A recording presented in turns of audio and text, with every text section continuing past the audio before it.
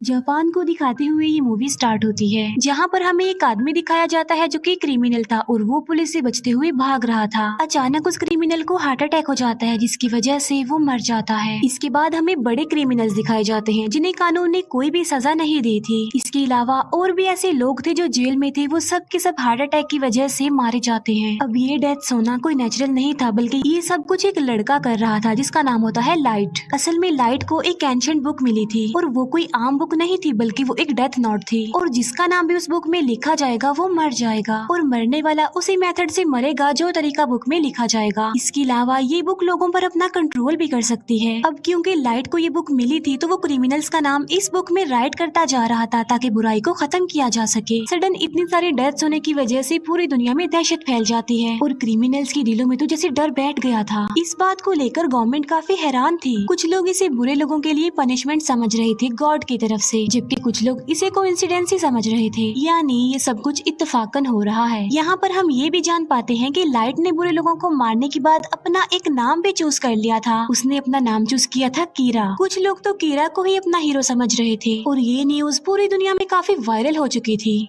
इसके बाद हमें लाइव न्यूज पर एक क्रिमिनल दिखाया जाता है जिसने एक फैमिली को प्रिजनर बना लिया था। लाइट समेत सभी लोग इस न्यूज को देख रहे थे। लाइट के हाथ में उस वक्त वो डेथ नोट भी थी। थोड़ी देर के बाद ये न्यूज दिखाई जाती है कि अचानक से उस क्रिमिनल की डेथ हो गई है। कीरा यानी लाइट इस पार्ट में भी एक स्टूडेंट ही दिखाया गया है जो कि लॉ का स्टूडेंट है। कीरा की एक बेस्ट फ्रेंड होती है जिसका नाम होता है मीसा और उन दोनों का रिलेशनशिप काफी अच्छा था। कॉलेज में लाइट मीसा को अपने बारे में बताता है कि एक रात में एक बार में गया और उस बार में क्रिमिनल्स भी थे, यानी किलर, चोरी करने वाले एक्सेट्रा। लाइट वहाँ पर कुछ क्रिमिनल्स की बातें सुनता है जो क्राइम करने के बावजूद भी खुश थे क्योंकि उन्हें सजा नहीं हुई थी और वो क्रिमिनल्स लाइट के साथ भी मिसबिहेव करते हैं, लेकिन लाइट चाहते हुए भी उनका कुछ नहीं कर सकता था और फिर बेबस लाइट बार से बाहर आ जाता है और वो अपनी लॉ की बुक को फेंक देता है, ये सोचते हुए कि ये बुक बेकार है, उसके किसी काम की नहीं, क्योंकि इस बुक के होने के बावजूद भी वो किसी को इंसाफ नहीं दिला सकता था। लेकिन उसकी लाइफ उस वक्त पलट जाती है जब उसे ये डेथ नोट मिलती है और ये बुक लाइट को एक जमीन पर पड़ी हुई मिलती है और हैरत की बात तो ये है कि बुक के अलावा हर तरफ बारिश पड़ रही थी। इसके बाद लाइट उस बुक को लेकर घर आ जाता है। लाइट अपनी फ्रेंड मीसा से ये सारी बातें शेयर कर रहा था, लेकिन मीसा को वो बुक के बारे में नहीं बताता क्योंकि लाइट किसी से भी अपना ये सीक्रेट शेयर नहीं करता था। लाइट को जब ये बुक मिली थी तब वो इसकी रियलिटी के बारे में कुछ नहीं जानता था कि ये बुक, ये डेथ नोट आखिर है क्या। लेकिन लाइट इस बुक के रूल्स पढ़ लेता है, यानी रूल्स के अकॉर्डिंग जिसका नाम इस बुक पर लिखा जाएगा वो मर जाएगा। इसके अलावा नाम लिखने का मेथड, मौत आने का मेथड सब मेंशन होते हैं उस पर। फिर लाइट टीवी पर एक क्रिमिनल के बारे में न्यूज देखता है, तब वो इस बुक को चेक करने के लिए उस क्रिमिनल का नाम इस बुक में लिख देता है। इसके बाद रात गुजर जाती है और सुबह को हम लाइट को देखते हैं जो कि न्यूज़पेपर पढ़ रहा होता है। वो देखता है कि जिस क्रिमिनल का नाम कल रात उसने डेथ नोट में लिखा था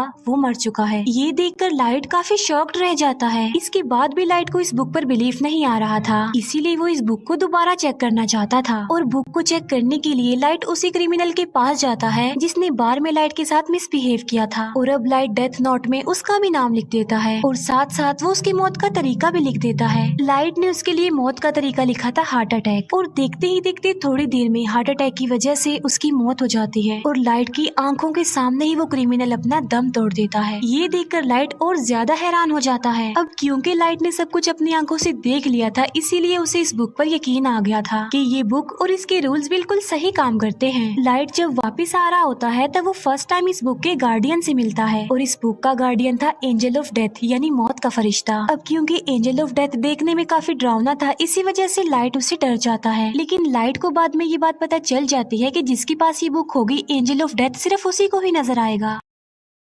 एंजल ऑफ डेथ लाइट को सारी बात डिटेल में समझाता है। फिर हम जापान के कुछ पुलिस ऑफिसर्स को देखते हैं जो इन अचानक हुई डेथ्स पर बात कर रहे थे। पुलिस भी ये बात नोटिस करती है कि मरने वाले सिर्फ क्रिमिनल्स हैं। इसके अलावा पुलिस के जहन में और बहुत सारी बातें आ रही थी कि आखिर ये कीरा चाहता क्या है, क्या सच में एग्जिस्ट करता भी है या नहीं। और कीरा कोई हीरो नहीं है बल्कि वो एक क्रिमिनल है, क्योंकि जो कुछ भी हो रहा था वो भी तो एक क्राइम ही था ना। इसके बाद हमें लाइट के फादर दिखाए जाते हैं जो कि एक डिटेक्टिव थे और वो ही इस केस को हैंडल कर रहे थे और उनका मिशन था कीरा तक पहुंचना, क्योंकि कीरा किसी के भी कंट्रोल में नहीं था और सबको बेमौत ही मारता जा रहा था, और ऐसा करते करते तो वो सबको ही मार डालेगा। लाइट के फादर अपने सीनियर्स को कहते हैं कि ये केस काफी कॉम्प्लिकेटेड है, इसीलिए इस केस को स्टडी करने के लिए एक इंटेलिजेंट डिटेक्टिव हमारी हेल्प करेगा, और इस डिटेक्टिव का नाम है एल, जो कि लाइव इस केस को हैंडल नहीं करेगा, बल्कि सिर्फ इंटरनेट के थ्रू ही उन लोगों की आपस में बात होगी। एल का असली नाम ना तो कोई जानता था और ना ही किसी ने उसकी शक्ल देखी हुई थी। यहाँ पहले ही एल ने कीरा के बारे में काफी इन्वेस्टिगेशन की हुई थी, जिसमें एल को काफी सक्सेस भी हुई। पहले तो कीरा पर कोई भी बिलीव नहीं करता था, लेकिन फिर एल ने सबको दिखाया कि जितनी भी डेथ्स हो रही हैं वो नेचुरल नहीं है, क्योंकि हर साल की निस्बत इस साल काफी ज्यादा लोगों की डेथ्स हुई थी और मोस्टली लोग हार्ट अटैक की वजह से ही मारे गए। और हैरत की बात तो ये है कि जो लोग हार्ट अटैक की वजह से मारे गए वो मेडिकली बिल्कुल नॉर्मल थे। लाइट को अपने पास इस बुक को रखे काफी टाइम हो गया था और लाइट इस बुक की वजह से काफी इंटेलिजेंट भी हो गया था। फिर हम देखते हैं एंजल ऑफ डेथ और लाइट को, जो कि एक दूसरे के काफी क्लोज थे, हर वक्त साथ रहते थे। क्रिमिनल्स को मारकर लाइट का कहना था कि वो फ्यूचर बदल देगा, यानी फिर दुनिया में कोई क्राइम नहीं होगा अगर क्रिमिनल्स मर जाएंगे तो। फिर तभी हम न्यूज पर देखते हैं कि एल सबके सामने आ जाता है, जहाँ पर वो कीरा को डिस्कस कर रहा होता है कि कीरा कोई हीरो नहीं है बल्कि वो एक किलर है और हम जल्द से जल्द कीरा को पकड़ लेंगे। ये बातें सुनकर लाइट को काफी बुरा फील होता है और इसीलिए वो एल को अपने रास्ते से हटाने के लिए और सबको ये बताने के लिए कि कीरा से टक्कर कोई अच्छी बात नहीं है, तो वो उस डेथ नोट में एल का नाम लिख देता है। और ऐसा होते ही टीवी वाले एल को अटैक हो जाता है और वो मर जाता है। सब लोग ये देखकर काफी हैरान रह जाते हैं और एल ये देखकर तो काफी खुश हो जाता है, लेकिन लाइट उस वक्त शॉक्ड हो जाता है जब उसे ये पता चलता है कि जो आदमी अभी अभी मरा है वो असली एल नहीं है। फिर हम देखते हैं कि असली एल सामने तो नहीं आता, लेकिन वो टीवी पर बात कर रहा होता है और वो कहता है कि कीरा मैं हूँ असली एल। और टीवी की ये ट्रांसमिशन सिर्फ जापान में ही सेंड की गई, जिससे ये बात तो क्लियर हो गई कि कीरा तुम जापान से ही बिलोंग करते हो। एल ये भी कहता है कि कीरा तुम सिर्फ उसी पर्सन को मार सकते हो जिसका नाम और शक्ल तुम जानते हो। ये देखकर लाइट को काफी गुस्सा आ जाता है और वो काफी वरिड भी था, क्योंकि अब तक वो ये सोचता आ रहा था कि वो नहीं पकड़ा जाएगा, लेकिन अब उसे फिक्र इस बात की थी कि उसका टक्कर लेने वाला एल जो आ गया है, क्योंकि लाइट ना तो उसका नाम जानता था और ना ही कभी उसने उसका फेस देखा था। इसके बाद एल और कीरा की इस फाइट के बारे में काफी डिस्कशन होती है। एल का कहना था कि मैं एक जस्टिस हूँ और कीरा एक किलर है, इसीलिए मैं कीरा को सजा दिलवाऊंगा। एंजल ऑफ डेथ भी इस मैटर में लाइट की कोई हेल्प नहीं कर सकता था, क्योंकि एंजल ऑफ डेथ बेशक बुक के मालिक को नजर आता है, लेकिन वो किसी का साथ नहीं देता। फिर हम देखते हैं कि एलिन अचानक होने वाली डेथ्स का डाटा निकाल लेता है और वो ये जान पाता है कि ये डेथ स्कूल्स और कॉलेजेस की छुट्टी के बाद होती हैं। इसका मतलब ये है कि कीरा एक कॉलेज स्टूडेंट है। फिर सबका शक लाइट पर होता है, क्योंकि उसके फादर एक डिटेक्टिव भी थे और वो कीरा के केस पर इन्वेस्टिगेशन भी कर रहे थे। अब क्योंकि लाइट अपने फादर के डाटा पर एक्सेस कर सकता था, इसीलिए वो शक के दायरे में आ गया। अब क्योंकि वो ये बात जान चुके थे कि कीरा स्कूल्स और कॉलेजेस के ऑफ टाइम में लोगों को मारता है, इसीलिए लाइट अब स्कूल टाइम में भी लोगों को मारने लगा।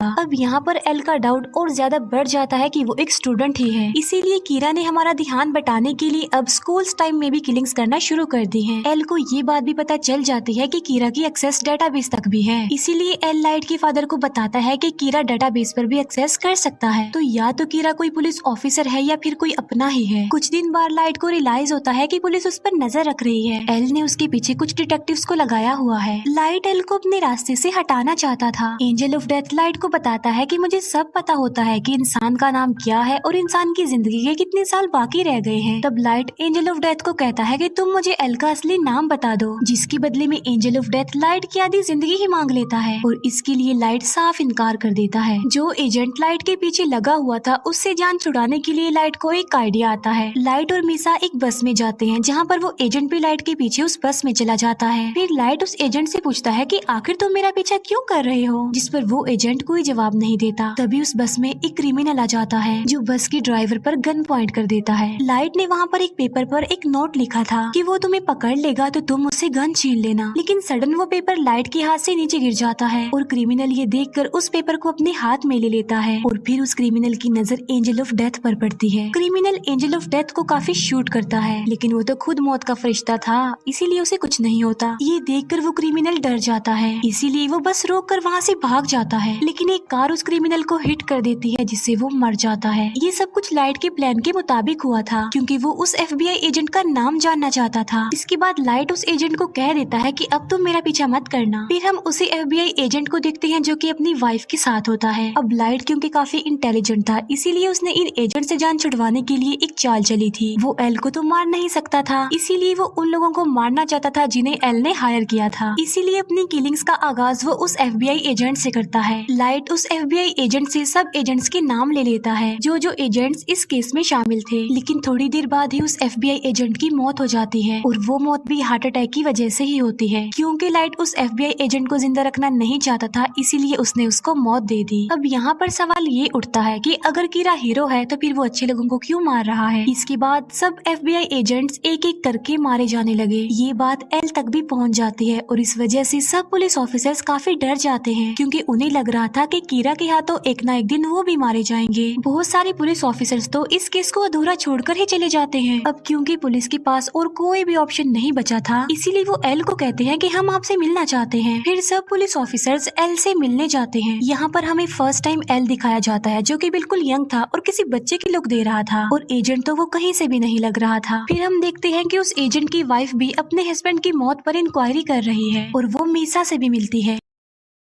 मीसा उस एजेंट की वाइफ को लाइट से मिलवाती है और उस एजेंट की वाइफ लाइट को पहली बार देखते ही जान लेती है और वो लाइट को कहती है कि तुम मेरा कुछ नहीं बिगाड़ सकते क्योंकि तुम मेरा असली नाम जो नहीं जानते। ये कहकर उस एजेंट की वाइफ वहाँ से चली जाती है। इस बात की वजह से मीसा काफी हैरान रह जाती है और लाइट भी काफी डर जाता है क्योंकि आहिस्ता आहिस्ता उसका ये राज खुलता जा रहा था। फिर हम देखते हैं एल को जो कि लाइट के रूम में कैमरास फिट करवा देता है। जब लाइट को ये बात पता चलती है कि उस पर नजर रखी जा रही है तो वो कोई भी ऐसी हरकत नहीं करता जिससे उस पर शक आए और वो बिल्कुल ऐसे ही रिएक्ट करता है जैसे वो कुछ भी नहीं जानता और सब कुछ नॉर्मल है। फिर एक दिन न्यूज पर एक क्रिमिनल के बारे में बताया जा रहा था। दूसरी तरफ सब लोग लाइट पर नजर रखे हुए थे कि अब वो कुछ करेगा, लेकिन वो क्रिमिनल मारा जाता है और लाइट ने तो टीवी पर भी नहीं देखा था। इस बात की वजह से एल के अलावा बाकी सारे लोगों का शक लाइट पर से हट जाता है। लेकिन हम देखते हैं कि लाइट सबकी नजर से छुप कर ये काम करता जा रहा था। इसका मतलब ये है कि वो लोगों को मारने से अभी भी बाज नहीं आया। इसके बाद लाइट के रूम से सारे कैमरास हटा दिए जाते हैं। यहाँ पर तो एकदम ऐसा लग रहा था कि जैसे सब कुछ नॉर्मल हो गया है, लेकिन जो एजेंट होती है वो अभी तक अपने हस्बैंड की डेथ की इंक्वायरी कर रही थी। वो एल को कॉल करके कहती है कि मैं अपनी जान को खतरे में डाल रही हूँ, लेकिन मैं ये साबित कर दूंगी कि लाइट ही कीरा है। इसीलिए वो एक जगह पर लाइट को बुलाती है जहाँ उसने मीसा को गन पॉइंट पर किया हुआ था और वो लाइट से ये बात मनवाना चाह रही थी कि वो ही कीरा है, लेकिन लाइट इस बात को मानने से इनकार कर देता है और मौके का फायदा उठाकर मीसा वहाँ से भाग जाती है। फिर उस एजेंट की वाइफ लाइट को शूट करने लगती है, लेकिन गलती से वो गोली मीसा को लग जाती है और मीसा वहीं पर ही मर जाती है। बाद में उस एजेंट की वाइफ खुद को भी मार लेती है। जो कुछ भी वहाँ पर हो रहा था वो सब कुछ रिकॉर्ड हो रहा था। इसके बाद पुलिस भी वहाँ पर आ जाती है। फिर हम देखते हैं लाइट और एंजल ऑफ डेथ आपस में बातें कर रहे हैं, जहाँ पर लाइट एंजल ऑफ डेथ को बता रहा होता है कि अभी अभी यहाँ पर जो कुछ भी हुआ वो मेरे प्लान में शामिल था। वो कहता है कि अब क्योंकि बुक का मालिक किसी भी चीज को अपने कंट्रोल में कर सकता है, इसीलिए जो कुछ भी वहाँ पर हुआ वो सब कुछ पहले ही लाइट ने उस बुक में लिख दिया था। इवन लाइट ने अपनी बेस्ट फ्रेंड को भी मरवा दिया। इसका मतलब ये है कि लाइट सच में एक शैतान ही है जिसने शैतान जैसा काम किया। फिर लाइट अपने फादर को कहता है कि मैं कीरा को पकड़ने के लिए आपका और आपके बाकी ऑफिसर्स का साथ दूंगा। लाइट ऐसा इसलिए करना चाह रहा था ताकि किसी का शक उस पर ना आ जाए और उसका राज हमेशा के लिए राज ही रहेगा और वो अपना काम भी करता जाएगा। लास्ट में वो एल से फेस टू फेस मिलता है और ये मूवी यहीं पर एंड हो जाती है। Thank you for watching.